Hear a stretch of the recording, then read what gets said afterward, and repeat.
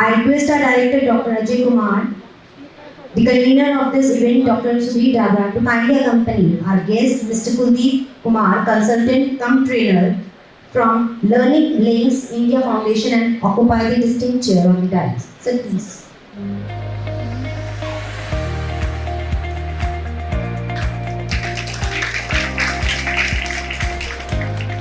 Moving ahead, I request our director to kindly address the gathering. Sir, please. Of late, the All India Council of Technical Education has given a mandate to create the digital literacy financial training program for Learning Links Foundation, whereby the students and especially the NSS members will be entrusted with the responsibility to make the vulnerable sections of society and the students, the section of society, the socio-economical marginalized, who could be not be able to understand the financial literacy, financial inclusion, as far as the new system which is emerging, Digital India, digital financial system. We have to create trainers over there. The aim of this project is to create trainers, and these trainers will be creating awareness amongst the target groups with basic tenets for financial planning, financial management, several government schemes which has been there for the downtrodden people, leveraging of technology to overcome the challenges and to assess the financial information and its awareness. Further, they have to share information on investment schemes to the target groups, enable them to safeguard themselves against financial frauds and exploitative financial schemes. The aim of this project that you will train a target group of youth from 15 years to 29 years, urban poor, micro entrepreneurs, small enterprise owners, farmers, artisans, rural women, housewives, and students 15 years and above. And this is to be implemented in the state of Delhi. What is going to be the expected outcome of this project? You have to make the target population aware about the various financial literacy, empowering them to make the right financial decisions. Right? Integrate the financial literacy contents in the existing program, training, central government ministries and state governments and their agencies. Then capacity building of central and state governments, agencies, universities, and integrate the financial literacy of the program. This concept of Jadu Gindigi, there will be various sessions of this program. All of you and your family members, and especially the mother, is taking care of the financial aspects. So in similar fashion, the basic financial concepts, how to keep the records of the financial diary in your home, understanding the expenses and the savings, how to affect, what is the effect of borrowing, when to borrow, what to borrow, when the borrowing is to be considered, basics of banking, what are the basic of banking is, and again, what are the safety tips with reference to ATM and the debit card, how important is to encounter an opening of an account, managing the risk factors, insurance especially, what is insurance, types of insurance, life, family, crop, and the vehicle and insurance, various central government schemes of insurance, then the investment, where you can invest, what should be the various investment instruments available to you, like investment in gold, silver, and the PO, PPF, and KBC, government pension schemes, and many more schemes of the government. Then what exactly should be the financial planning, and the of late, the power of mobile. How can we be able to use the mobile for the financial planning? Right? These things will be the key aspects of this training session. So obviously, the girls will be using it and the boys will be using it. This is going to be a very important session for your development, for you as a person also, and to create these things to other people who are in need of this. So all the other NSS volunteer will feel that they have got a responsibility to be trained all the nitty-gritty of the session and make themselves aware and kindly upload the work which you do after this literacy program on your Facebook account, so that you can say that you've been doing your path as there is digital literacy financial training program is concerned. It's mandate put forward by the All India Council of Technology. With this, I keep my fingers crossed that you're going to give a new dimension, new learning experience. Thank you very much, students. Now I request our guest of today's event, Mr. Kuldeep Kumar, consultant cum trainer from Learning Links India Foundation.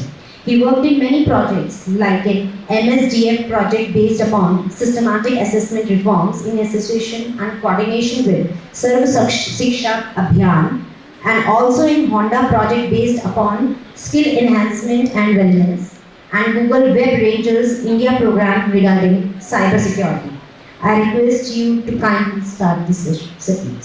आज का जो session है वो completely एक film की तरह है, film based upon our life. It's a small film और बिल्कुल हमारी रियल लाइफ से कनेक्टेड है, राइट? जादू गिन्नी का फाइनेंशियल लिटरेसी फॉर एवरीवन। ठीक है, this program is sponsored by Vodafone India Foundation and implemented by Learning Links Foundation, right? So Jadoo Ginni का ये इस सेशन का थीम है, टाइटल है, जो भी आप कहना चाहें, इस फिल्म का नाम है। ठीक है, हैव यू हर्ड अबाउट गिन्नी? कभी किसी ने सुना हो पहले? नेवर। अभी तक दिल्ली में 20 ट्रेनिंग्स हो चुकी हैं, तो कुछ ना कुछ सुनने को मिलता है कि उन्होंने कभी सुना हुआ है गिन्नी शब्द क्या है। यस, सोना।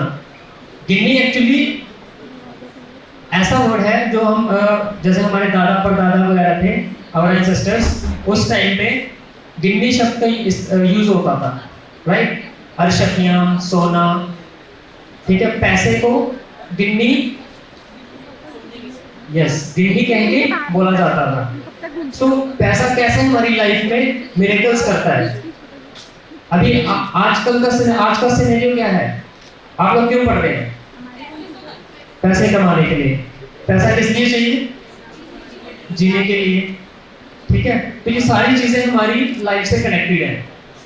ठीक है, इसलिए इस सेशन को, इस प्रोग्राम को जादू गिन्नी का नाम दिया गया। ठीक है, ताकि इसके टाइटल से ही आप देखते हैं कि एक फिल्म के टाइटल से ही काफी सारी चीजें हमें क्लियर हो जाती हैं, राइट? इसी तरीके से पैसा हमारी लाइफ में क्या रोल प्ले कर रहा है, उसका कितना इंपॉर्टेंस है हमारी लाइफ में। ठीक है, क्या हम उसको अच्छे से मैनेज कर पा रहे हैं? अगर नहीं कर पा रहे हैं तो हमें कैसे उसको मैनेज करना है, किस तरीके से इसको आगे सेव करके रखना है, ताकि हमारा जो आने वाला कल है वो सिक्योर हो, बिल्कुल सॉर्टेड हो, राइट? सो हमारे पास इस सेशन में 9 मॉड्यूल्स हैं। 9 मॉड्यूल्स जो है वो स्टेप बाय स्टेप हमें अपनी लाइफ से कनेक्ट कर रहे हैं। ठीक है, जब आप इन सेशंस को देखेंगे तो आप खुद को उस सेशन के साथ कनेक्ट करिएगा कि आप कहाँ पे खुद को स्टैंड कर रहे हैं वहाँ पे, राइट? हमारे पास जो फर्स्ट सेशन है वो है बेसिक फाइनेंशियल कॉन्सेप्ट्स। ठीक है, अभी आपको पता है इंडिया जैसी कंट्री में फाइनेंशियल इंक्लूजन जो है वो एक इम्पोर्टेंट टॉपिक बन गया है, हर एक इंस्टीट्यूशन का, हर एक हाउस होल्ड का, राइट? मानते हैं इस चीज को? गवर्नमेंट टाइम टू टाइम काफी सारी स्कीम्स जो है वो लॉन्च कर रही है। आपको पता है उन गवर्नमेंट स्कीम्स के बारे में? कुछ लोगों को मे भी पता हो, लेकिन हमें पता नहीं है कि उनका प्रोसेस क्या है, उनके लिए एलिजिबिलिटी क्या है, हम उनको कैसे अवेल कर सकते हैं, राइट? एंड लास्ट में क्या होता है कि लोग कहते हैं कि गवर्नमेंट कुछ कर नहीं रही है, ठीक है, हमारे लिए कुछ सोच नहीं रही है। सो सबसे पहले हमें ये देखना है कि जिस भी कैटेगरी के लोग हैं, ठीक है, उनका जो भी सोर्स ऑफ अर्निंग है, राइट, वो क्या है। चाहे वो रिक्शा पुलर हो, चाहे वो बिजनेसमैन है, चाहे जॉब करता है कोई पर्सन, ठीक है, वो कैसे अपने फाइनेंसेस को मैनेज करता है, हमें जस्ट ये समझना है। ठीक है, सो बेसिक फाइनेंशियल कॉन्सेप्ट्स में पहली 4 चीजें हैं। आप जॉब कर रहे हो किसके लिए? अर्निंग के लिए, ठीक है। जब आपके पास मंथ के एंड में इनकम आती है तो सबसे पहले क्या ख्याल आता है आपको? आप जो भी कैंडिडेट यहाँ पे रिस्पॉन्स करेगा प्लीज आप उसको ध्यान से सुनिएगा, ठीक है। उनका जो वो क्वेश्चन होगा, जहाँ उनकी जो भी क्वेरी होगी उसका सोल्यूशन इस प्रेजेंटेशन में ड्यूरिंग द सेशन आपको मिलते जाएंगे, ठीक है, जो भी हम डिस्कशन करेंगे यहाँ पे। इन्होंने कहा उसको खर्च करने के लिए, ठीक है, और सबका अलग अलग होगा। सेव, कितना कंज्यूम करें, कितना सेव करें, और बाकी वाले investments and management, good. And जैसे ही हमारे हाथ में अर्निंग आती है, इनकम आती है, तो हम क्या करते हैं? पहले उसको खर्च करने के लिए सोचते हैं, ठीक है। सो फाइनेंशियल जादू गिननी का जो सेशन है वो ये कहता है कि जैसे आपके हाथ में सैलरी आती है तो सबसे इंपॉर्टेंट क्या है आपके लिए? चलिए मान लो मैं आपके एग्जांपल ले लेता हूँ। आप कह रहे हो कि हमने उसको पहले खर्च करने के लिए सोचते हैं।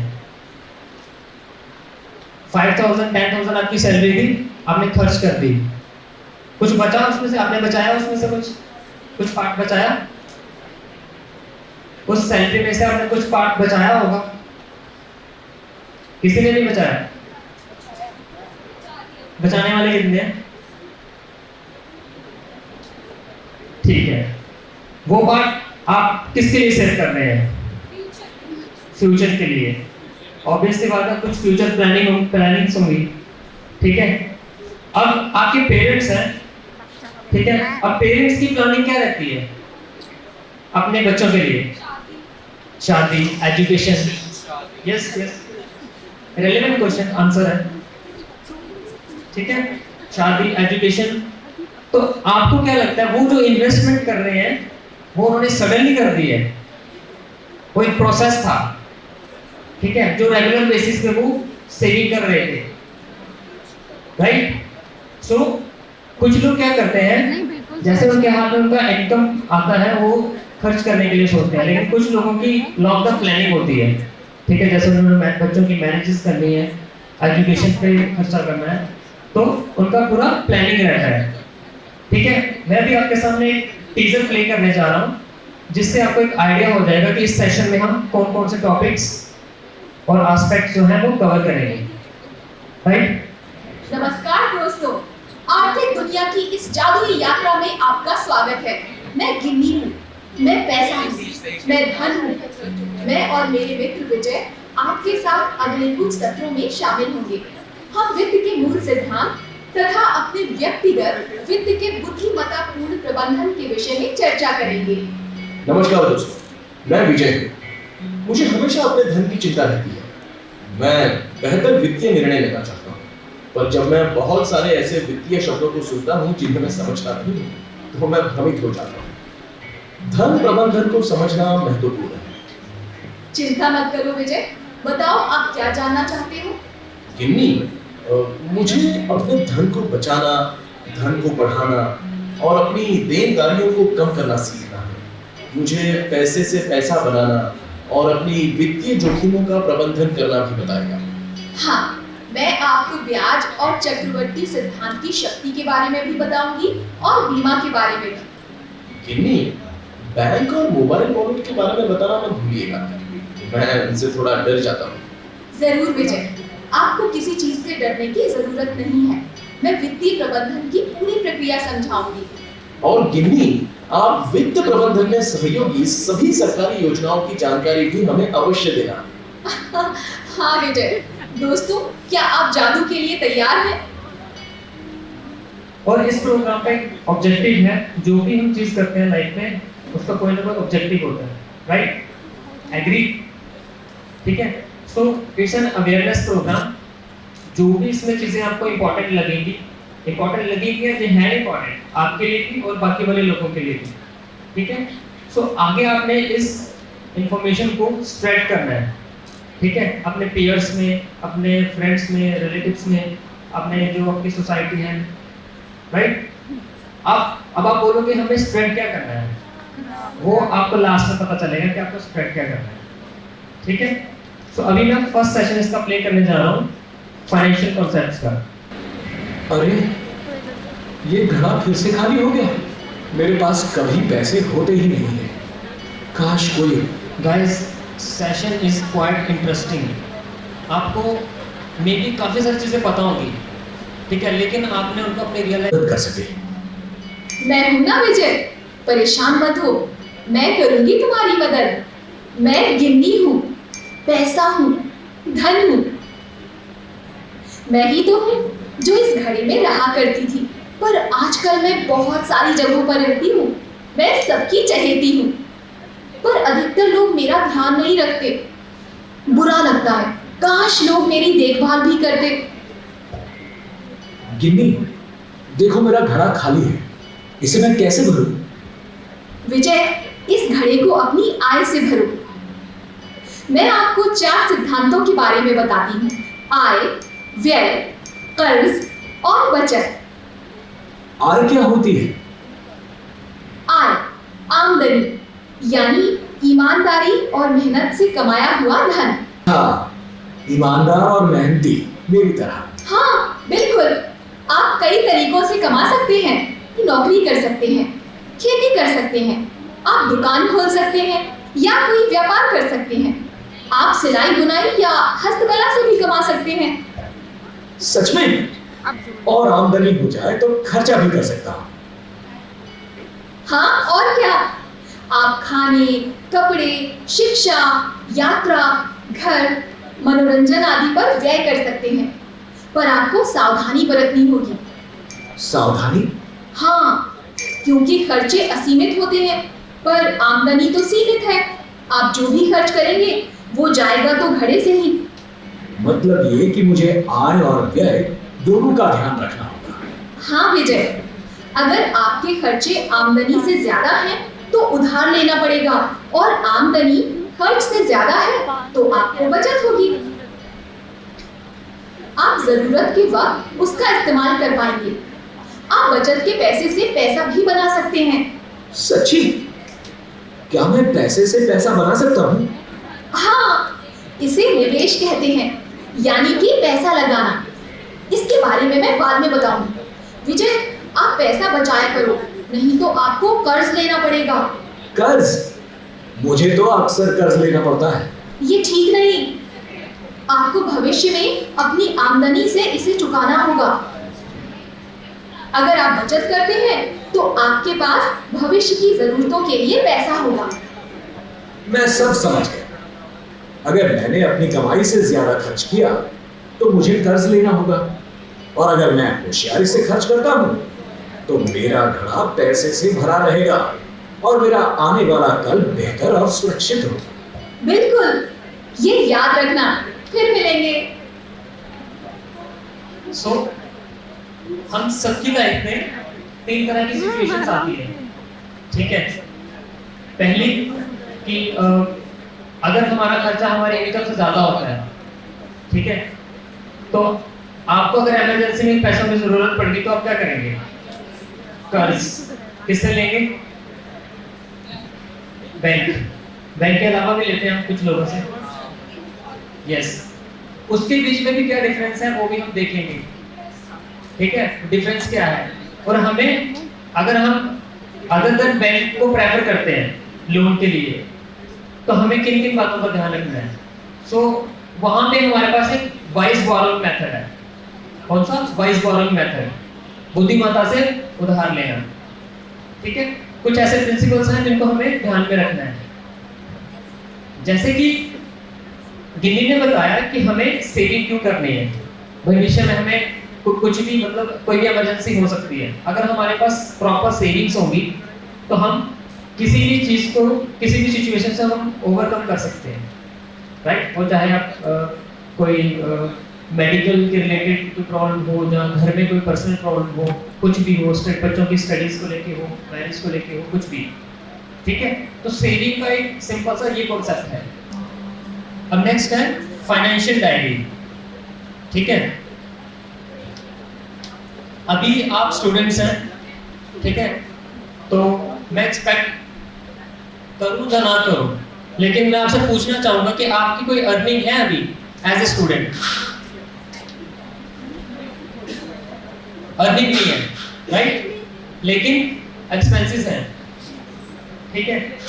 सो एक एग्जांपल के तौर पे आप इस मंथ का मुझे बता सकते हैं कि आपने इस मंथ किन किन चीजों पे कितना खर्च किया एक्टिविटी वाइज? मे बी कुछ चीजें बता पाओगे आप, लेकिन मोस्टली चीजों को आप स्किप कर दोगे, ध्यान में नहीं होगी, ठीक है? So we have financial diary. अब फाइनेंशियल डायरी का क्या रोल है हमारी लाइफ में? गिन्नी, गिन्नी कहाँ हो? हाँ विजय, बोलो क्या हुआ? गिन्नी, आपने कहा था ना कि आय और व्यय का ध्यान रखो। पर मैं ये करूं कैसे जब मुझे पता ही नहीं है मैंने कितना कमाया और कितना खर्चा किया। तो आप अपनी वित्तीय डायरी लिखा करो, इससे आपको रुपए पैसे का हिसाब रखने में सहायता मिलेगी। वित्तीय डायरी? विजय, ये बहुत ही आसान है, चलो मैं बताती हूँ डायरी में कैसे लिखना है। कोई भी डायरी या कॉपी लो और पन्ने पर 2 भाग बना लो। बाईं तरफ आय का स्रोत और आय। अपने फाइनेंसेस को मैनेज करने का ये एक बहुत ही इम्पोर्टेंट टूल है, फाइनेंशियल डायरी। अभी तक कोई फॉलो करता है इसको? घर वाले करते हैं, ठीक है? लेकिन ये हर एक इंडिविजुअल की होनी चाहिए, भले ही आपकी अर्निंग है या नहीं है, लेकिन आप खर्चा कर रहे हो, ठीक है?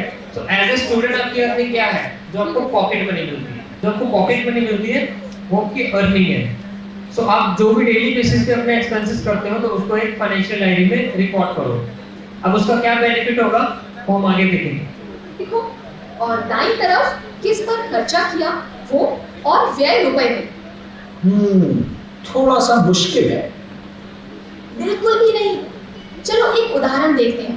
आज 1 जनवरी 2017 है, आपको तनख्वाह मिली? हाँ, मुझे मेरी मासिक मजदूरी के 5,000 रुपए मिले हैं।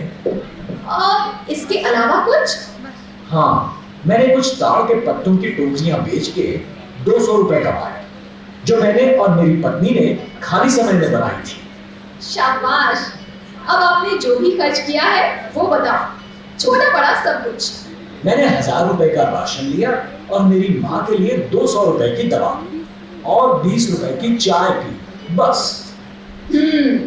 आपने कुल खर्च किए 1220 रुपए। हाँ, बिल्कुल सही है। अब रोज अपनी आय और व्यय को डायरी में दर्ज करो और हम 1 सप्ताह बाद फिर से उसे देखेंगे। जैसा आपने कहा है मैं वैसा ही करूँगा। हाँ विजय, ये ठीक रहेगा। वित्तीय डायरी लिखने से वित्तीय प्रबंधन अच्छे से कर पाओगे। अब चलो अगली बार डायरी के साथ फिर मिलेंगे।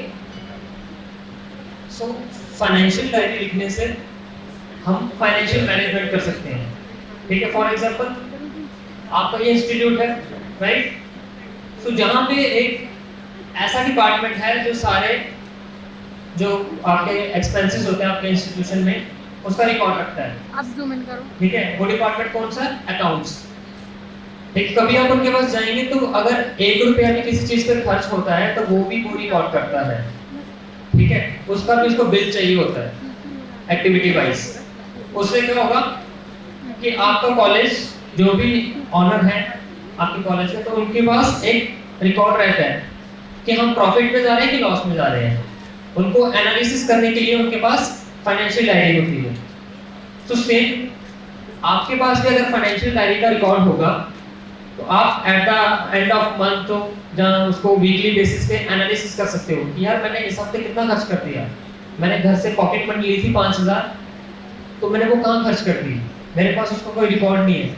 या फिर आपके पेरेंट्स आपसे पूछते हैं मैंने तुम्हें इतने पैसे दिए थे, जब तुम पिकनिक पे गए थे इतने पैसे दिए थे, क्या क्या खर्चा, कहाँ कहाँ खर्च किए तुमने, राइट? पूछते कि नहीं पूछते हैं? होता है, ऐसी क्वेश्चनिंग होती है। सो तब आप क्या जवाब देते हो? पता नहीं, है ना, खर्च दिया बस। लेकिन अगर आपको थोड़ा सा मैनेज करना है इन चीज़ों को, अगर आपके पास फाइनेंशियल डायरी में ये सारी चीज़ें रिकॉर्ड होंगी, जैसे उसने बताया कि 20 रुपए की चाय, ठीक है, मतलब मैं भी जब कॉलेज में था तो हम ये सारी चीज़ें इतने वो इनकी इतना ध्यान नहीं रखते इन चीज़ों के लिए कि इनको रिकॉर्ड करने की ज़रूरत है, ठीक है। लेकिन फाइनेंशियल डायरी का कॉन्सेप्ट ये कहता है कि आप 1 रुपए भी खर्च कर रहे हो उसका रिकॉर्ड रखो, ठीक है। सेम केस क्या होता है बैंकिंग सिस्टम में, क्या होता है देखा है आपने, अगर आपको आपकी सेविंग का रेट ऑफ इंटरेस्ट मिला है तो उसमें 5,000 इतने पैसे वो भी ऐड होते हैं, मिलता है कि नहीं मिलता आपको। सो वो इस तरीके से ये सारी चीजें मैनेज करते हैं, आपको भी इसी तरीके से फाइनेंशियल डायरी अपने डेली बेसिस पे मेंटेन करनी है। और जब आप लोगों को आउटरीच करोगे, ठीक है, अब जैसे मैं बेसिक चीज बताता हूँ आपको, हमारे लिए शायद हम अपने पर्सनल लेवल पे ये सारी चीजें मैनेज करते हैं, भले ही हम फाइनेंशियल डायरी नहीं लिखते हैं, लेकिन जो इकोनॉमिकली बैकवर्ड लोग हैं, ठीक है, वो कमाते तो हैं डेली बेसिस पे, लेकिन जब आप उनसे, आपको कोई फ्रेंड होगा या आपके आस पड़ोस में कोई ऐसे लोग होंगे, आप देखते हो कि उनको ये सारी काफी सारी प्रॉब्लम्स हैं, राइट। तो आप अगर आपसे वो कोई सॉल्यूशन मांग रहे हैं तो आप कैसे सॉल्यूशन दोगे उनको, ठीक है। आपके पास कुछ बल्क में होना चाहिए, ठीक है, ये ऐसी सारी चीजें होनी चाहिए कि जो आप उनसे पूछ के उनको उसका सॉल्यूशन दे सको, ठीक है। तो ये एक प्रोसेस है उनकी प्रॉब्लम्स को जानने का, उनको सॉल्यूशन देने का और उनको अवेयर करने का, ठीक है। मैं मानता हूँ कि हम कॉलेज लेवल तक हैं, हमें ये सारी अवेयरनेस होगी, लेकिन हम आपको यहाँ पे as a master trainer training दे रहे हैं, ठीक है, we consider you as master trainers. तो जब आप लोग इस प्रोग्राम को आउटरीच करोगे तो वोडाफोन फाउंडेशन इंडिया आपको सर्टिफिकेशन देगा, ठीक है, मास्टर ट्रेनर का। तो वोडाफोन इंडिया फाउंडेशन का सर्टिफिकेट काफी वैल्यू रखता है, राइट। तो प्लीज आप थोड़ा सा इसको उस लेवल से देखिएगा कि हम अपने थ्रू उन लोगों को कुछ बेनिफिट दे सकें, ठीक है। हम फाइनेंशियल इंक्लूजन की बात करते हैं, डिजिटलाइजेशन की बात करते हैं, आपको क्या लगता है कि डिजिटलाइजेशन पूरे इंडिया में हो गया? नहीं, जनधन अकाउंट ओपन होने थे 0 बैलेंस पे, क्या सबके खुल गए? नहीं, इंडिया के कुछ ऐसे पार्ट्स हैं जहाँ पे इंटरनेट कनेक्टिविटी नहीं है, बैंक्स नहीं है, ठीक है, ये गवर्नमेंट स्कीम्स तो दूर दूर तक उनके दिमाग से बाहर है, तो उनको इस चीज के बारे में कैसे पता चलेगा, ठीक है। एक प्राइम मिनिस्टर जहाँ एक कंट्री का हेड उसको अकेले नहीं कंट्रोल कर सकता, राइट, हमारा भी इसमें रोल है, ठीक है। हम अपनी पर्सनल लाइफ में ये सारी चीजें अपने फ्रेंड्स के साथ शेयर करते हैं, या काश अगर मैं उसकी जगह पे होता तो मैं डेफिनेटली कुछ चेंज करता, है ना। हम अपॉर्चुनिटी का वेट करते हैं कि मैं जब वहां पे होऊंगा तो मैं डेफिनेटली ऐसा कुछ करूंगा, ठीक है। लेकिन हमें अपनी एजुकेशन के टाइम जब ऐसे ऐसे छोटे छोटे ऑप्शंस मिलते हैं तो हम उनको इतना सीरियसली लेते हैं, ठीक है। तो आपके लिए मैं ये कहूँगा कि बेस्ट अपॉर्चुनिटी है, इसमें नो प्रॉफिट नो लॉस है आपका, लेकिन हाँ बाकी लोगों का इसमें 100% बेनिफिट है। गिनी, मैंने अपनी वित्तीय डायरी में सब लिखा है, लेकिन क्या विजय? इससे मेरा व्यय तो कम ही नहीं हुआ। केवल व्यय को दर्ज करने से व्यय कम कैसे होगा? हमें हर खर्चे का विश्लेषण करना होगा, फिर ये मालूम करना होगा कि ये जरूरत है या चाहत, और फिर चाहतों को कम करने की योजना बनानी होगी। जरूरत और चाहत? विजय, जरूरत वो खर्चा है जो हमारे जीवन के लिए जरूरी है या आवश्यक है, और जो धन मनोरंजन, व्यसन और दिखावे की चीजों पर खर्च होता है वो चाहत है। अच्छा, तो राशन, कपड़े, पढ़ाई का शुल्क, दवाई, ये सब आवश्यकताएं हैं। विजय, आपने 1000 रुपए के कपड़े खरीदे, क्या वो कपड़े जरूरी? उस 1000 रुपए में मैंने 500 रुपए का एक रेशमी कुर्ता लिया था। पर आप कुर्ता पहनोगे कब? ये तो पता नहीं। फिर वो रेशमी कुर्ता चाहत है। और 100 रुपए की सिगरेट और 200 रुपए की प्रसाधन सामग्री भी। समझ गया। अगर मैंने 500 रुपए का कुर्ता, 100 रुपए की सिगरेट और 200 रुपए की प्रसाधन सामग्री नहीं खरीदी होती तो मुझे 800 रुपए की बचत होती। बिल्कुल सही। ये 800 रुपए किसी विपदा या अति आवश्यक कार्य में खर्च कर सकते थे या कहीं निवेश कर सकते थे। अति आवश्यक कार्य जैसे कि पिछले साल मेरी माँ का इलाज, उसके लिए मुझे उधार लेना पड़ा था। निर्भर करता है आप खर्चे का वर्गीकरण कैसे करते हो। व्यय निश्चित और अनिश्चित दोनों ही हो सकते हैं। जैसे कि आपके दोनों बच्चों का विद्यालय का शुल्क 500 रुपए निश्चित है, पर दवाई और राशन का खर्च अनिश्चित है। इसलिए आपको ध्यान से चलना होगा। और गिनी, मुझे नियमित और अनियमित खर्चों के बीच भी अंतर करना चाहिए। जैसे कि बच्चों का शिक्षा शुल्क नियमित है पर दवाई पर खर्चा अनियमित है। अरे वाह, आप तो खर्चों के विशेषज्ञ बन गए। ऐसे ही विश्लेषण करते रहना जिससे व्यय कम हो सके और बचत बढ़ सके। और हाँ, सिगरेट पीना छोड़ दो। सिगरेट पीना स्वास्थ्य के लिए हानिकारक है। अब जो लोग आपको ये बोलेंगे कि मैं कमाता तो बहुत हूँ लेकिन मैं सेव नहीं कर पाता हूँ, तो आपको उनको बस यही पूछना है कि आप खर्चा कहाँ कहाँ पे करते हो। ठीक है, आपको सिर्फ ये जानना है कि उनके नीड्स एंड वांट्स क्या हैं। वो ऐसा तो नहीं कि वो नीड्स से ज़्यादा वांट्स पे ज़्यादा खर्चा कर रहे हैं। ठीक है, तो उनको आपने सिर्फ यही बताना है, ये सजेशन देना है कि आप जो आपके लिए आपकी लाइफ की प्रीरिक्विजिट है, रिक्वायरमेंट्स हैं, नीड्स, आप एटलीस्ट पहले उनको फुलफिल करो। ठीक है, तो वांट्स पे ज़्यादा खर्चा ना करके आप सेविंग कर सकते हो। राइट? अरे विजय, बार बार ये सिक्के क्यों गिन रहे हो? परेशान क्यों हो?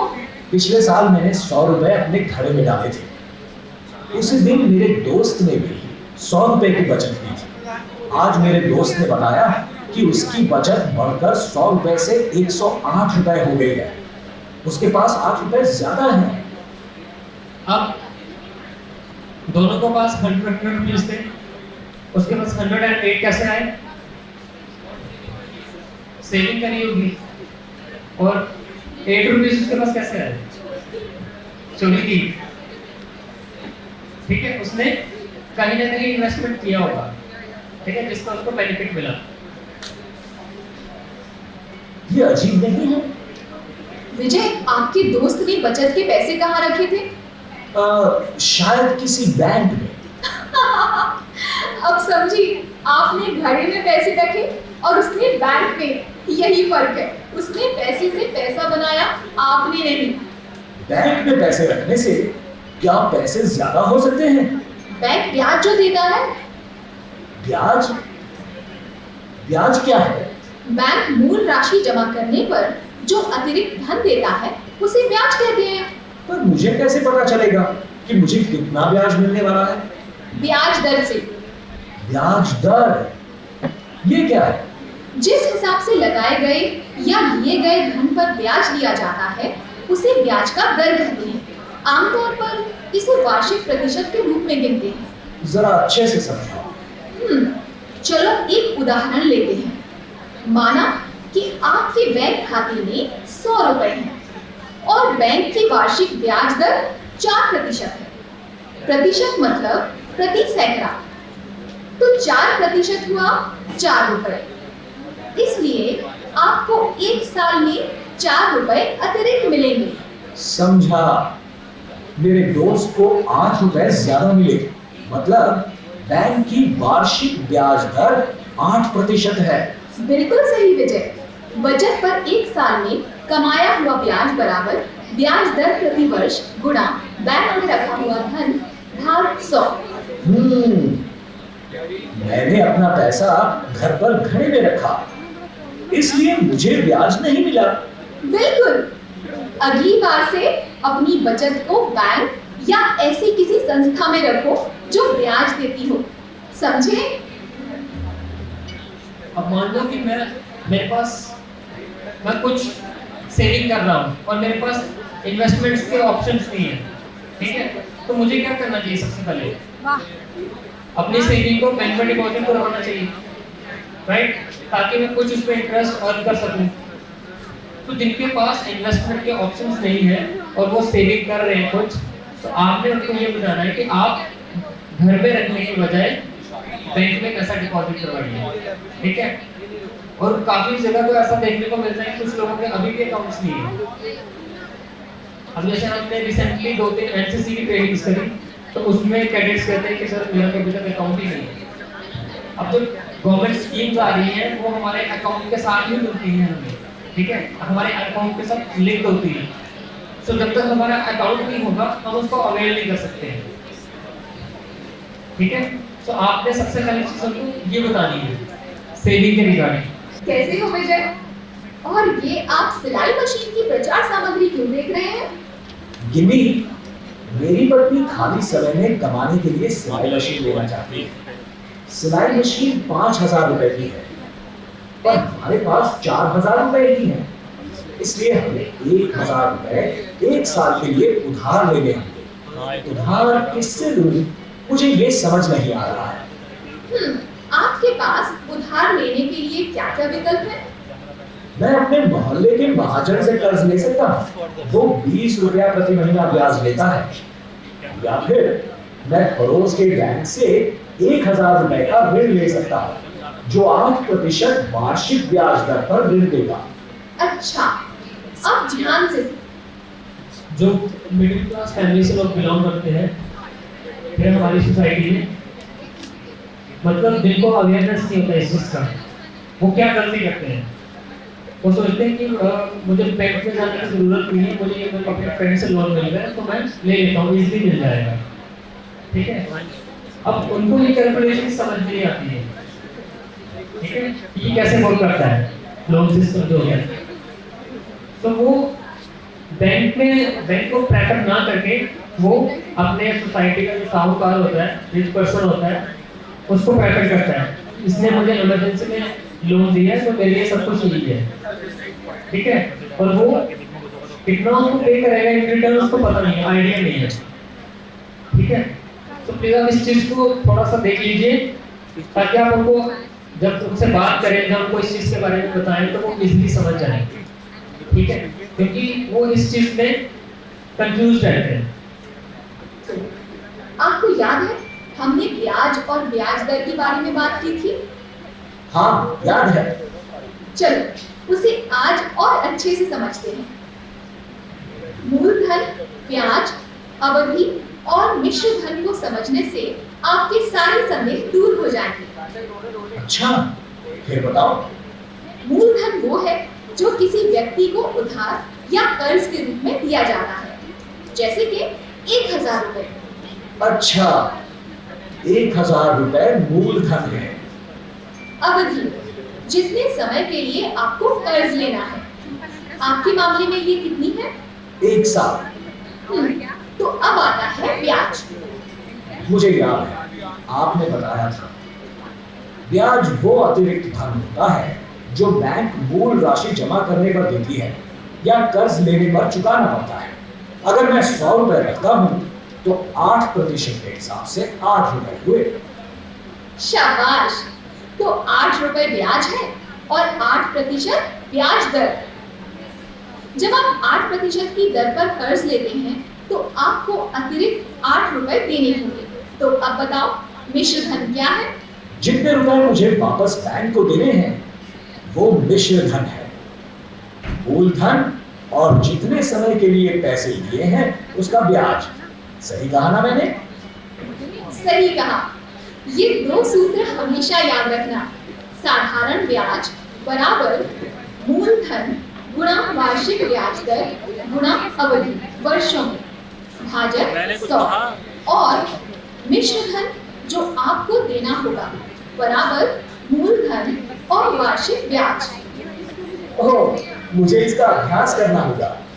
अगर बैंक 1,000 रुपए पर 8% ब्याज लेता है तो 1,000 गुणा 8 गुणा 1 भाजक 100 यानी कि 80 रुपए। मतलब मुझे बैंक को 1 साल के बाद 1,000 और 80 रुपए यानी कि 1,080 रुपए देने होंगे। हाँ, अब महाजन की गणित लगाओ। एक साल में 12 महीने होते हैं, इसलिए आपको 20 गुणा 12 बराबर 240 रुपए ब्याज देना होगा। इसका मतलब मुझे साल के अंत में 1000 रुपए पर 240 रुपए यानी 1240 रुपए देने होंगे। ये तो बहुत ज्यादा है, लगभग 3 गुना। ये भी कोई बात हुई? हाँ विजय, दूसरे शब्दों में अगर 240 रुपए ब्याज है, अवधि 1 साल और मूलधन 1000 रुपए, तो ब्याज दर 240 गुणा 100 बटे 1000 मतलब 24% वार्षिक ब्याज दर है। ये महाजन तो मुझे लूट रहा है। इसका मतलब पहले मासिक ब्याज को वार्षिक ब्याज दर में परिवर्तित करके देख लेना चाहिए, फिर निर्णय करना चाहिए कि कौन सा ऋण सस्ता है। हाँ विजय, मासिक ब्याज से धोखा हो सकता है। क्या आप जानते हैं आपकी मासिक किस्त कितनी होगी? मासिक किस्त वो क्या होता है? मासिक किस्त मतलब वो धन जो आपको हर महीने लौटाना है। इसका मतलब मुझे 1080 रुपए देने हैं, तो 1080 भाजक 12 यानी कि 90 रुपए प्रति माह। अरे वाह, आप तो बड़े समझदार हैं। कर्ज लेने से पहले मासिक किस्त दे पाएंगे या नहीं, ये देख लेना चाहिए। सब अब जिस इंसान को लोन के लिए रिक्वायरमेंट है, आपने लाइव एग्जांपल्स देखी होगी, ठीक है, कि 100% अभी उस पे इतना डेट है, वो भी चुकता नहीं कर पा रहा है, ठीक है। तो जब हम लोन के लिए जाते हैं, हमें सबसे पहले ये चीज ध्यान में रखनी है कि मेरी सेविंग का इतना पार्ट है कि मैं उस लोन का या किसी भी चीज का ईएमआई दे सकता हूँ, और उसका ईएमआई कितना होगा। जैसे हम कोई 4 व्हीलर लेते हैं, ठीक है, कुछ भी, तो 4 व्हीलर हम ले तो लेते हैं, हमारे उससे कोई प्लानिंग होती है ना, ये तो कितनी इंस्टॉलमेंट देनी है और मैं वो दे पाऊंगा कि नहीं दे पाऊंगा, ठीक है। तो सेम चीज काफी सारे लोग जो हैं जिनको अवेयरनेस नहीं है, वो ऐसा ही करते हैं, इमरजेंसी में वो बिना सोचे समझे चले जाते हैं, ठीक है, और बैंक की जगह वो साहूकार के पास जाते हैं, और जहाँ पे उनको कोई इस चीज के बारे में समझा नहीं सकता, ठीक है। और साहूकार जो होता है, जो इंटरेस्ट पे पैसा देते हैं, वो पर्सन टू पर्सन वरी करता है।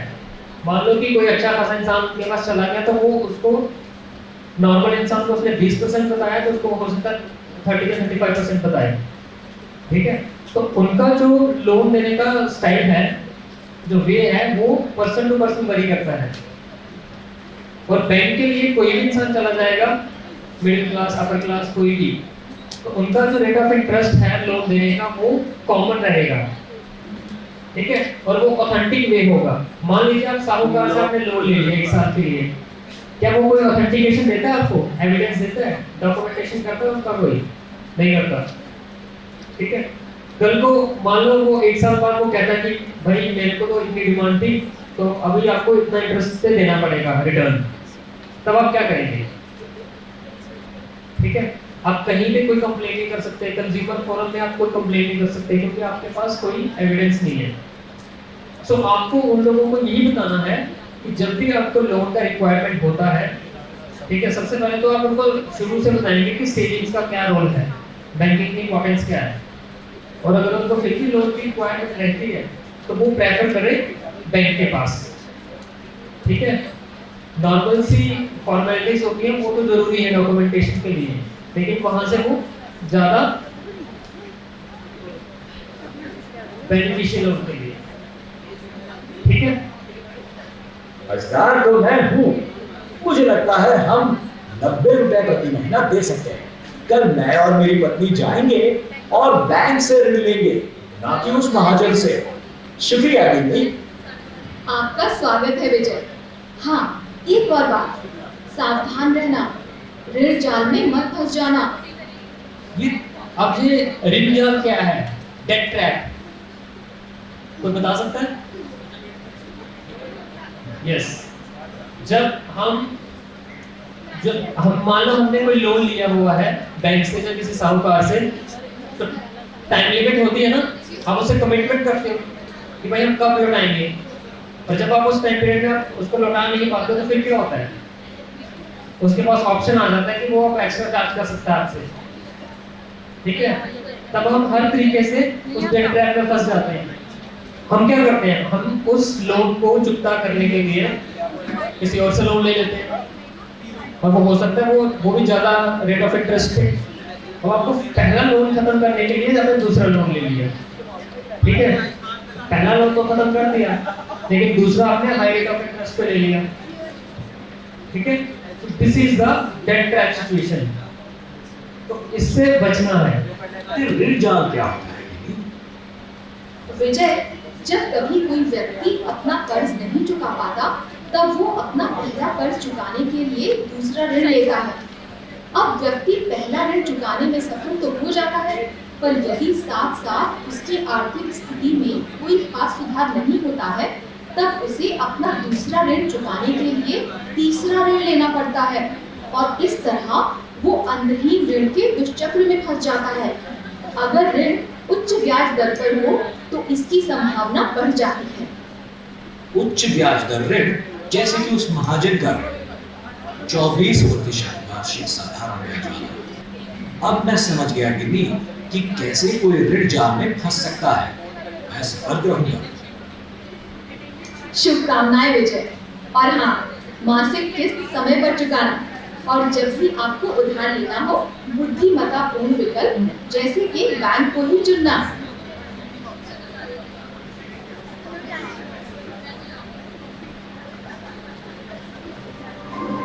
क्लियर है सबको लोन का कॉन्सेप्ट, ठीक है। Always follow wise borrowing method. अब जनधन अकाउंट खोलने के क्या बेनिफिट्स हैं वो भी अभी आपको पता चल जाएंगे, ठीक है। क्या आप अपनी बचत उसमें जमा करते हो? नहीं गिन्नी, नहीं सही है। मैंने बैंक खाता नहीं खुलवाया है। क्यों? गिन्नी, मेरे पास सिर्फ 1000 रुपए हैं। मुझे शर्म आती है, कहीं बैंक कर्मचारियों ने मेरी अपेक्षा की तो। आपको शर्माने की कोई जरूरत नहीं है। आप बिना पैसे के भी खाता। क्या बैंक आपको बोलता है कि आपको डिपॉजिट करवाने के लिए मिनिमम इतना अमाउंट होना चाहिए? बोलता है? वो उस अकाउंट में जो जनधन योजना अकाउंट नहीं है, लेकिन अंडर जनधन योजना जो अकाउंट है उसमें आप 50 रुपीज 100 रुपीज करवा सकते हो, ठीक है। अब कुछ लोग बोलते हैं कि शायद को शर्म आती है, ठीक है। तो अगर उनको शर्म आती है तो वो थोड़ी देर और सेविंग करके देन उसके बाद डिपॉजिट करवा सकते हैं। ये मैं बात कर रहा हूँ जनधन अकाउंट की। बाकी वालों का अलग ही क्राइटेरिया रहता है। कुछ में तो ऐसा रिक्वायरमेंट होता है कि आपको जैसे 5,000 आपका सेविंग में रहना चाहिए, ठीक है। और कुछ बैंक्स में वो 500 1000 से वो ओपन करते हैं अकाउंट, ठीक है। बट जनधन योजना अकाउंट में ऐसा नहीं है, जीरो बैलेंस में आपका अकाउंट ओपन होता है। खोल सकते हो, वो भी बिना न्यूनतम राशि की बाध्यता के। ऐसे खाते को बुनियादी बचत बैंक खाता कहते हैं, और प्रधानमंत्री जन धन योजना के अंतर्गत किसी भी बैंक में या बैंक मित्र द्वारा खुलवा सकते हो। अच्छा, लगभग बहुत सारे कागजात मांगेंगे। नहीं विजय, बैंक आपके धन की सुरक्षा सुनिश्चित करने के लिए केवल KYC को पूरा करने वाले दस्तावेज ही मांगता है। आपको केवल एक नया फोटो, एक पहचान पत्र और एक निवास प्रमाण पत्र देना होता है। बैंक अधिकारी आपको खाता खोलने का फॉर्म भरने में भी मदद करते हैं। निवास और पहचान प्रमाण पत्र जैसे कि आधार। हाँ, कई सारे दस्तावेज इस श्रेणी में आते हैं, जैसे कि आधार, पैन कार्ड, मतदाता पहचान पत्र, ड्राइविंग लाइसेंस और पासपोर्ट। पैसे का लेन देन सावधि जमा और आवर्ती जमा भी कर सकते हो। नरेगा के फायदे, रसोई गैस की सब्सिडी, पेंशन इत्यादि सीधे ही बैंक खाते से आ सकते हैं। मैंने सुना है कि बैंक खाता खोलने पर ATM कार्ड, चेकबुक, पासबुक और स्मार्ट कार्ड भी। अब ये सब चीजें जो अदर देन जनधन योजना अकाउंट्स हैं, अगर आपको ATM ये सारी चीजें लेनी तो कुछ पे करते हो ना, चार्जेस लगते हैं। तो अंडर जनधन अकाउंट आपको ये सारी चीजें फ्री ऑफ कॉस्ट मिलती है जीरो बैलेंस अकाउंट पे। रुपे डेबिट कार्ड ये इंडियन कॉन्सेप्ट है, ठीक है। अभी जो आप लोग एटीएम के लिए अप्लाई करेंगे तो जो आपको बेसिक सा मिलता है डेबिट कार्ड, वो रुपे डेबिट कार्ड ही मिलेगा। अगर आपको रिक्वायरमेंट है तो प्रीमियम कार्ड लेने की तो वीज़ा जैसे वो ले सकते हैं आप, लेकिन नॉर्मली लोगों को रुपे डेबिट कार्ड इशू किया जा रहा है, ठीक है। जनधन अकाउंट के साथ passbook, chequebook, RuPay debit card, ठीक है, ये free of cost zero balance का मिल रहा है। क्या इन सब चीजों को घर पर रखना सुरक्षित है? विजय, बैंक आपकी सुविधा के लिए आपको इंटरनेट और मोबाइल बैंकिंग की आईडी भी देता है। और हाँ, अगर आप सामान्य सुरक्षा निर्देशों का पालन करते हैं तो ये सब आप घर पर सुरक्षित रख सकते हो। क्या सुरक्षा दिशा निर्देश के लिए? जैसे कि सारी चीजें एक सुरक्षित स्थान पर रखो, ताला लगाकर, किसी को भी राशि रहित चेक ना दो और ना ही हस्ताक्षर किए हुए बेनामी चेक रखो। राशि रहित मतलब खाली चेक? समझ गया। और एटीएम कार्ड? आप एटीएम कार्ड को अपने बटुए में रख सकते हो और उससे कोई भी खरीदारी कर सकते हो। खरीदारी? पर एटीएम कार्ड से खरीदारी कैसे हो? एटीएम कार्ड से खरीदे हुए सामान का और बिल तथा अन्य सेवाओं का भुगतान किया जा सकता है। किसी को भी अपना पिन ना बताएं, ना ही किसी कागज पर लिख कर रखें। पिन मिल जाने पर कोई भी आपका पैसा चुरा सकता है। अच्छा, मैं ध्यान रखूंगा। इसका मतलब ये है कि मुझे इंटरनेट और मोबाइल बैंकिंग की जानकारी ना हो। आपके मेहनत से कमाए हुए धन की सुरक्षा के लिए पासवर्ड और भी कोई फोन करके ये कहे कि मैं क्या आपको कभी कोई ऐसे कॉल्स आए हैं कि हम आपका एटीएम अपग्रेड करना चाहते हैं, आप इंफॉर्मेशन दीजिए, या आपको स्पैम ईमेल्स आए हैं, you want this much of amount, ठीक है, डॉलर्स में, और काफ़ी अच्छी अच्छी कंपनी से टैग लगे होते हैं उसमें, ठीक है। पहली चीज़ ये ध्यान देनी है कि जब आपने किसी चीज़ के लिए अप्लाई नहीं किया है तो आपकी लॉटरी नहीं लग सकती, ठीक है। और ऐसी ईमेल्स का रिप्लाई भी नहीं करना है, ठीक है। हम बिना सोचे समझे उस पर रिप्लाई कर देते हैं कि अपना नाम, ये सारी चीज़ें बता देते हैं। जो हैकर्स होते हैं उनके पास ऑलरेडी ये डिटेल्स होती हैं, वो सिर्फ वेरीफाई करने के लिए कि ये वही पर्सन है, क्या डिटेल उसका सेम है, ठीक है। डेटा उनके पास होता है, ये सब आप लोग अच्छे से जानते हैं कि डेटा कोई भी ले सकता है कहीं से। और जो आईटी में साउंड है तो उनको तो ज़्यादा ही ट्रिक्स आते होंगे इस चीज़ के लिए, ठीक है। तो ऐसे फेक कॉल्स का रिप्लाई नहीं करना है। किसी को भी फ़ोन टेलीफोन पे ये इन्फॉर्मेशन नहीं देनी है कि हम आपके बैंक से बोल रहे हैं और आप हमें ये इन्फॉर्मेशन दीजिए, वेरीफाई करवाइए, हम आपका एटीएम अपडेट करना चाहते हैं। बैंक कभी भी अपने कस्टमर को कॉल नहीं करता है किसी भी सर्विस के लिए कि आप टेलीफोन पर कोई इन्फॉर्मेशन दीजिए। अगर उनकी रिक्वायरमेंट होगी वो बोलेगा पर्सनली विजिट करिएगा, दैट्स इट, ठीक है।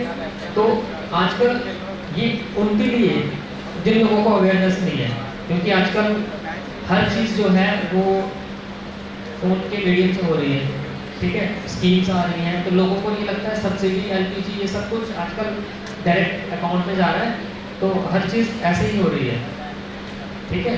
तो वो क्या करते हैं, जब भी उनको कोई ऐसा कॉल आता है तो वो फटाक से उनको इन्फॉर्मेशन दे देते हैं कि गवर्नमेंट से कॉल आया होगा तो किसी भी डिपार्टमेंट से, तो शायद हमारे लिए कोई स्कीम है, तो वो इजीली उनको ये सारी इन्फॉर्मेशन प्रोवाइड करवा देते हैं, ठीक है। तो उनको ये बताना है कि कोई भी इंस्टीट्यूशन, बैंक हो या इंश्योरेंस हो, कोई भी पर्सनली कॉल नहीं करता है और पर्सनली कॉल पे भी डिटेल्स नहीं लेता है, राइट। विजय, ये आप आम के पेड़ को टकटकी लगाए क्या देख रहे हो? ये भी मैं सोच रहा हूँ कि काश ऐसे भी पेड़ पर लगते जैसे कि आम लगते हैं। विजय, पैसे पेड़ पर तो नहीं लगते, पर बचत करने और निवेश करने से बढ़ जरूर सकते हैं। पैसा कैसे बढ़ता है गिन्नी? जल्दी बताओ, मैं भी पैसा बढ़ाना चाहता हूँ।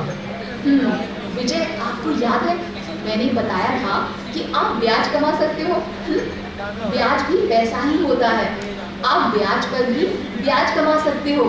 इसे चक्रवृद्धि ब्याज कहते हैं। चक्रवृद्धि ब्याज इज पावर ऑफ कंपाउंडिंग, ठीक है। कंपाउंड इंटरेस्ट जो है, लोगों को ये भी पता है कि इतना पता है कि हमें इंटरेस्ट मिलता है सेविंग्स पे, लेकिन जैसे जो लॉन्ग टर्म पॉलिसीज होती है, एफडीज होती है, अगर किसी ने 1 साल के लिए रखी है तो उस पर जो उसका एग्जिस्टिंग रेट ऑफ इंटरेस्ट है वो बैंक वो देगा। अगर वो अगेन 1 साल के लिए एक्सटेंड करते हैं, ठीक है, तो बैंक उस पर भी उसको रेट ऑफ इंटरेस्ट देता है। और जैसे कि आपकी सोसाइटी में एक शॉप है, राइट, मतलब एक सिंपल से एग्जांपल देता हूँ मैं।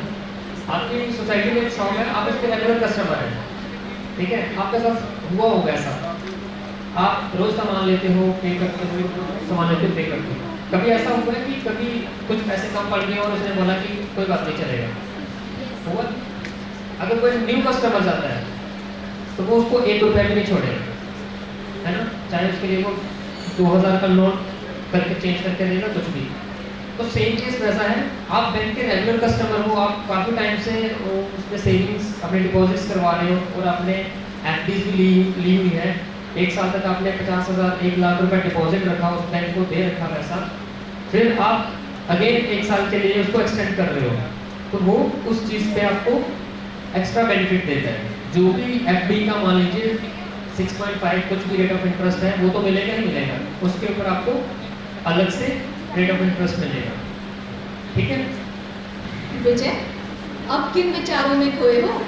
दीदी, मैं ये सोच रहा हूँ कि अपने धन को कैसे बढ़ाया जाए।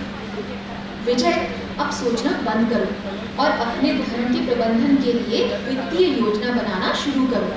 आप सही कह रही हैं दीदी, मुझे अपने धन का प्रबंधन शुरू कर देना चाहिए। वित्तीय नियोजन मीन्स फाइनेंशियल प्लानिंग, ठीक है, जो हर किसी के लिए इम्पोर्टेंट है। क्या है? आप मुझे इसका तरीका बताएं। वित्तीय योजना बनाने की प्रक्रिया एक निरंतर चक्र के समान है। आप वित्तीय लक्ष्य निर्धारित करके इसे शुरू कर सकते हो। वित्तीय लक्ष्य? हाँ विजय, वो कौन से वित्तीय लक्ष्य हैं जो आप पाना चाहते हैं? हमें एक घर बनाना है, हमें कुछ आभूषण भी खरीदने हैं, अपने बच्चों की शिक्षा के लिए पैसा बचाना है, अपनी सेवानिवृत्ति के लिए जोड़ना है और एक ट्रैक्टर भी खरीदना है। ठीक है, ये सब हमारे पास मतलब हमारी जो फ्यूचर की प्लानिंग्स है, ठीक है, आपके सभी पेरेंट्स की होगी, ठीक है, अकॉर्डिंग टू प्रायोरिटी बेसिस पे। प्रायोरिटी बेसिस पे हमारे पेरेंट्स ये सारी प्लानिंग्स करते हैं, ठीक है। उनके पास ऑप्शंस ये हैं। अगर हम रेंट पे रहते हैं तो हम चाहते हैं कि हमारे पास अपना घर हो, ठीक है, बच्चों की एजुकेशन कंप्लीट है, जॉब पे है तो उनकी मैरिज करनी है, जहाँ अभी उनकी हायर स्टडीज़ है तो उसके लिए उनको प्लानिंग करना है कि राइट। तो प्रायोरिटी बेसिस पे हमारे पेरेंट्स ये सारी प्लानिंग्स करते हैं, ठीक है। अच्छा, अब हर लक्ष्य को पाने की समय सीमा निर्धारित करो और हर लक्ष्य की प्राप्ति के लिए कितने धन की आवश्यकता है वो मालूम करो। और कौन सी चीज़ हमें कितने टाइम पीरियड में चाहिए, कब तक चाहिए, ठीक है, ज़रूरत के हिसाब से, और उसके ऊपर क्या हम उतना पे कर पाएंगे जितना हमारे पास सेविंग है, ठीक है। मालूम नहीं मेरे पास सोर्स ऑफ इनकम तो उसके लिए जॉब है, ठीक है, और कुछ नहीं है, तो घर की नीड्स निकाल के और क्या मेरे पास इतना कुछ पार्ट सेविंग कर पा रहा हूँ मैं कि मैं ये सारी चीज़ों के लिए प्लान कर सकता हूँ। तो प्रायोरिटी बेसिस पे मुझे प्लान करना है, और उसके लिए जो आप बोल सकते हो जैसे EMI हमने पे करनी होती है तो हम उसको अलग से निकाल लेते हैं, तो वैसे ही हमने उस चीज़ को लिए उस चीज़ के लिए अलग से सेविंग्स करनी है, ठीक है, फाइनेंशियल प्लानिंग। आपको अपने लक्ष्यों की प्राप्ति के लिए कितने रुपए प्रतिमाह बचाने होंगे इसका हिसाब लगाओ। ये क्लियर है?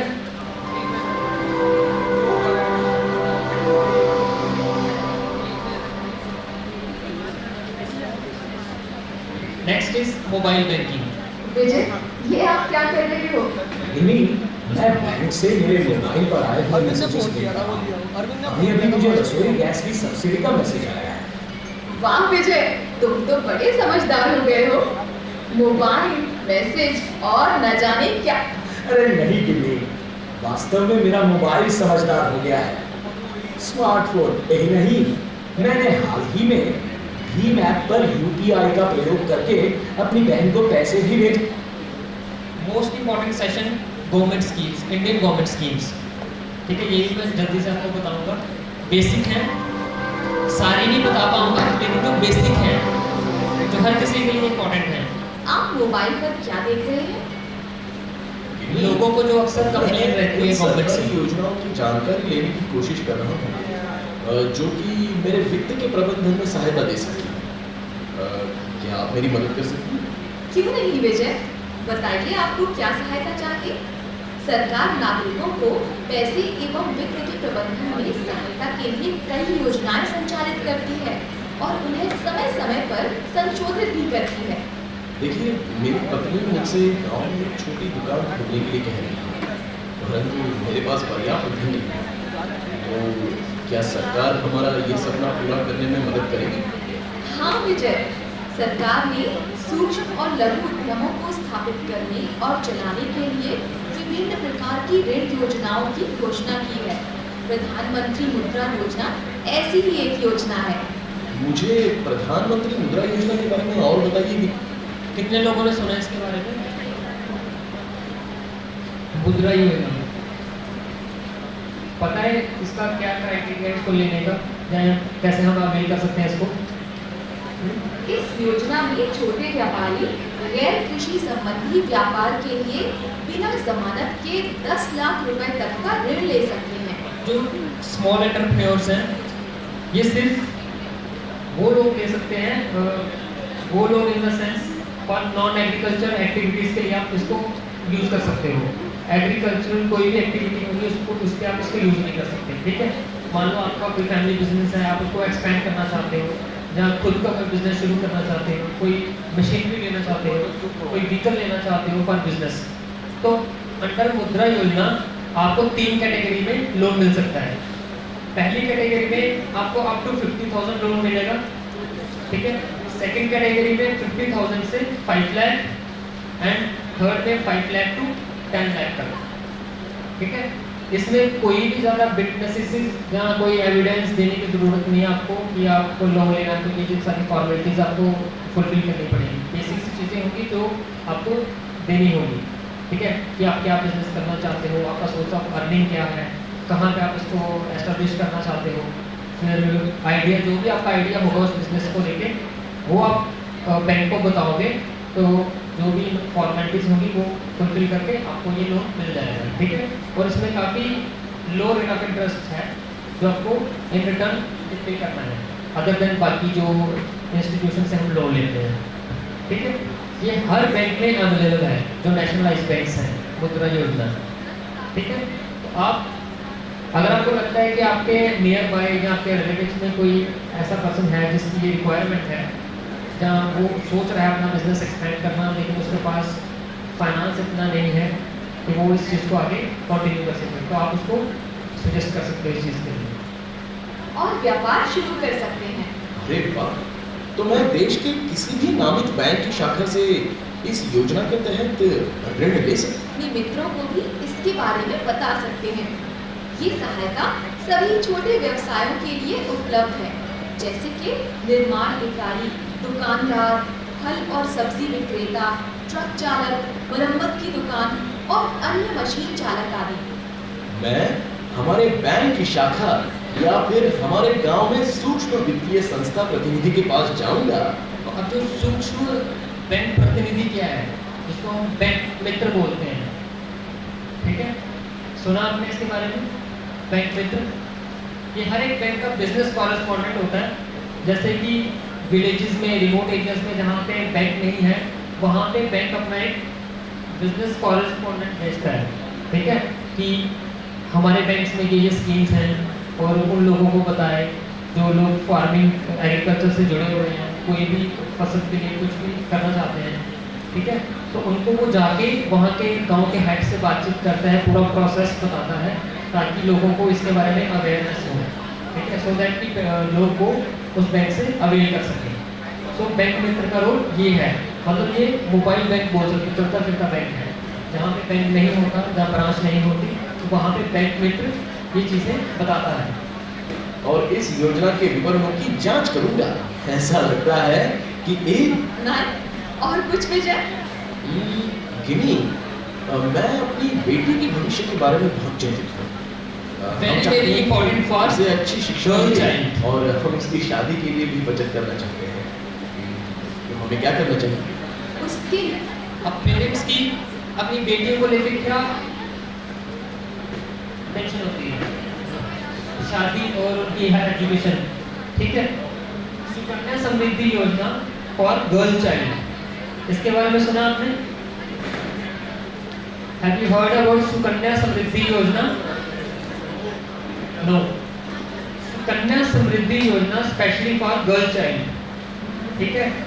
ये उन लड़कियों के लिए है जिनकी एज अभी 10 साल से कम है, मतलब लड़की के बर्थ से लेके उसके 10 साल पूरे होने तक, ठीक है। इसमें क्या है, ये इंडिया की एक इकलौती गवर्नमेंट स्कीम है जिसमें सबसे ज़्यादा रेट ऑफ इंटरेस्ट मिलता है। इनिशियली ये 9 पॉइंट समथिंग था, एग्जिस्टिंग जो है 8.1% है सुकन्या समृद्धि योजना पे। किसी एफडी में भी इतना रेट ऑफ इंटरेस्ट नहीं मिलता है, ठीक है। मैच्योरिटी जो इसका है लड़की के 21 साल तक होने का है, राइट। 21 साल में मैच्योरिटी होगी और आपको फुल बेनिफिट मिलेगा।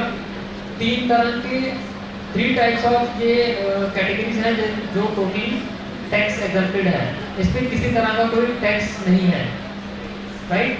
अगर आप इसको 21 साल से पहले विड्रॉ करना चाहते हैं तो सिर्फ आप 18 साल के बाद ही करवा सकते हैं, 18 साल से पहले विड्रॉ नहीं करवा सकते, और तब आपको 50% बेनिफिट मिलेगा इसका, ठीक है। और ये स्पेशली फॉर उनकी एजुकेशन के लिए, मैरिज के लिए, और गवर्नमेंट भी इसमें अपना कॉन्ट्रीब्यूशन करती है, राइट। हर एक पोस्ट ऑफिस में सुकन्या समृद्धि योजना स्कीम जो है वो अवेलेबल है, और कुछ एक बैंक है जो नेशनलाइज्ड है, वहाँ पे आपको पता करना पड़ेगा कि आपके बैंक में ये स्कीम अवेलेबल है या नहीं।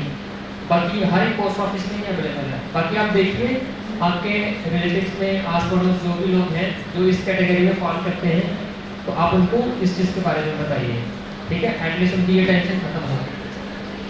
अभी कुछ दिन पहले कुछ अमेंडमेंट हुई है इसमें। इनिशियली 1000 इसमें मिनिमम डिपॉजिट था एनुअली, मैक्सिमम 1,50,000 था। 1,000 से लेकर 1.5 लाख तक आप इसमें अपना कंट्रीब्यूशन कर सकते हो, ठीक है। लेकिन अब 2 साल चलने के बाद इसमें पता चला कि कुछ लोग 1,000 रुपये भी डिपॉजिट नहीं करवा सकते, ठीक है।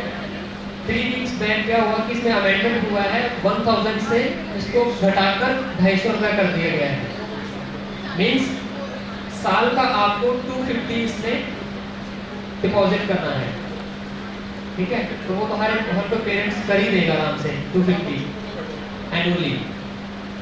It's not a big amount, ठीक है। ज़्यादा करना चाहता कर सकते हैं, ठीक है। 21 साल इसकी मैच्योरिटी है और ये 250 रुपये से शुरू है। मिनिमम डिपॉजिट इसका 250 है, मैक्सिमम 1,50,000। क्लियर है? ये एक सुकन्या समृद्धि खाता पढ़ा है जमा की तुलना में अधिक। ये बिल्कुल सही है विजय, और हर साल ये जमा कर सकते। गिनी को चाहेंगे तो हम जीवन यापन कैसे करेंगे? मैं चाहता हूँ कि हमारा जीवन खुशहाल हो। क्या आपने कोई सेवानिवृत्ति योजना ली है? गिनी, मैं अटल पेंशन योजना लेने की सोच रहा हूँ। बैंक मित्र ने बताया कि 60 अटल पेंशन योजना, ये तो सुना होगा आपने। This is for those people जो अनऑर्गेनाइज सेक्टर से बिलोंग करते हैं, ठीक है। गवर्नमेंट सेक्टर में जो है उनको तो ऑलरेडी उनका पीएफ ये सब करता है, लेकिन जो लोग अपना बिजनेस करते हैं, जहाँ प्राइवेट सेक्टर से बिलोंग करते हैं, उनका क्या प्लानिंग है अपने फ्यूचर को लेके कि आफ्टर 60 इयर्स, ठीक है, अगर उनके हाथ पैर नहीं चलेंगे तो वो कहाँ से सर्वाइव करेंगे, ठीक है। तो उनके लिए अटल पेंशन योजना है, ये भी जनधन अकाउंट के साथ मिलती है। जैसे मैंने आपको शुरू में बताया था कि जनधन के साथ 2-4 स्कीमें हैं जो आपको मिलती हैं, ठीक है। तो अटल पेंशन योजना ठीक है, बस आपको अप्लाई करना है। अटल पेंशन योजना जो है इसमें मिनिमम पेंशन जो है 60 इयर्स के बाद 1000 से लेके 5000 तक आपको पेंशन मिलेगा।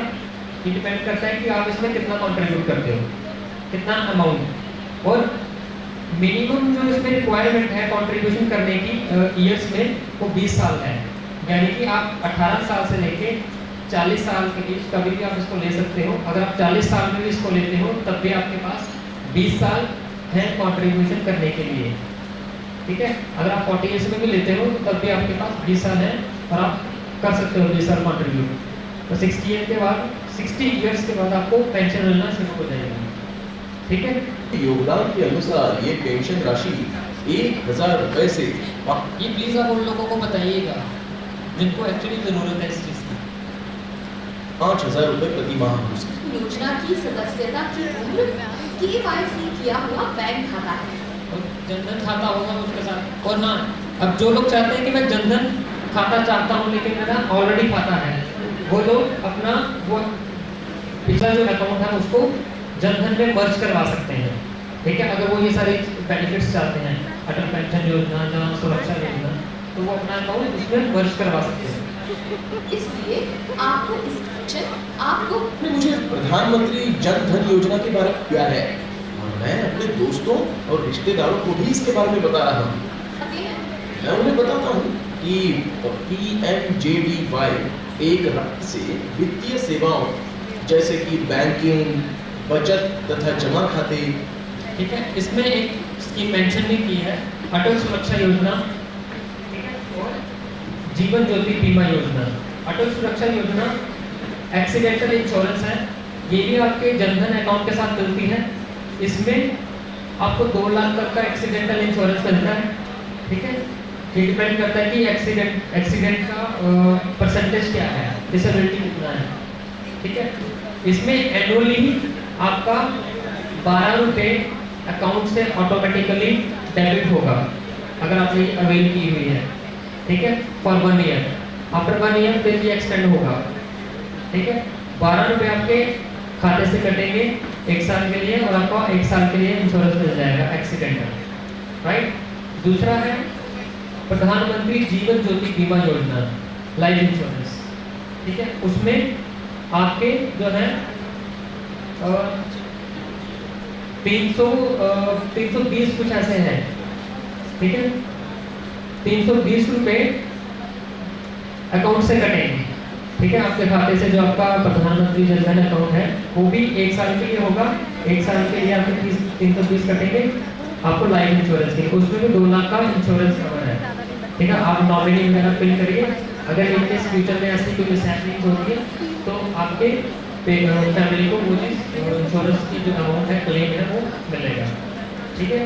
अदरवाइज क्या होता है कि जब हमें इंश्योरेंस लेने होते हैं अदर देन ये जीवन ज्योति बीमा योजना, सुरक्षा योजना के अलावा, तो हम और इंस्टीट्यूशंस को अप्रोच करते हैं, तो वहाँ पर उनका क्राइटेरिया अलग रहता है। तो ये स्पेशली उन लोगों के लिए है जो लोग खाना बनाने सेक्टर से बिलोंग करते हैं, आप लोग भी ले सकते हैं, ठीक है। लेकिन उनको ध्यान में रखते हुए इस चीज़ को डिज़ाइन किया गया उनके लिए, ठीक है। तो ये कुछ बेसिक स्कीम्स थी। There are lots of government schemes, Pradhan Mantri Awas योजना, काफ़ी सारी चीज़ें चल रही हैं, आप सर्च करिए और अगर आप चाहते हैं कि उसको अवेल करना तो उनके बारे में थोड़ा सा रिसर्च करिए और आपको वो आप अवेल कर सकते हो। किसी का question, query regarding the session? ठीक है, thank you for attending the session और आप लोगों ने काफ़ी पेशेंस रखे।